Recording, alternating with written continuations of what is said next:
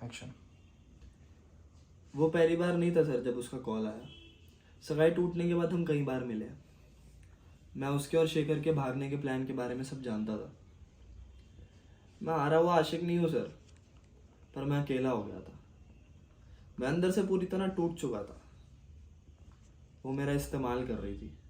वो जानती थी कि मैं उसे पसंद करता हूँ और उसके और शेखर के भागने के प्लान में मैं उसकी हेल्प ज़रूर करूँगा।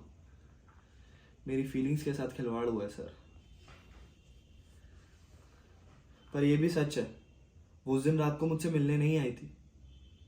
वो तो पूछताछ के बाद मैंने सोचा कि स्वाति ने मुझे हेल्प मांगने के लिए कॉल करा, पर क्या वो सच में मेरी हेल्प मांगना चाहती थी?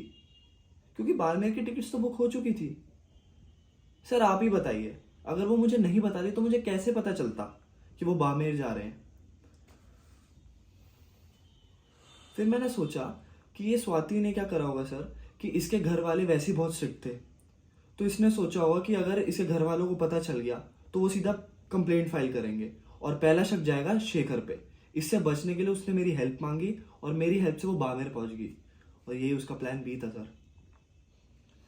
जिस लड़की ने तुम्हें धोखा दिया, सगाई तोड़ी, वो तुमसे अपने बारे में डिस्कस कर रही है, उसके प्लान डिस्कस कर रही है, तुम्हारी हेल्प मांगती है, और तुम अपने भोलेपन का तो तुम्हारा क्या ही कहना है। जब स्वाति के बारे में मैंने तुमसे पूछा तो तुमने कहा कि मुझे नहीं पता, और फिर तुम उसको ढूंढने बाड़मेर चले जाते हो। सर आपको जो सोचना है आप सोचिए सर, लेकिन यही सच है।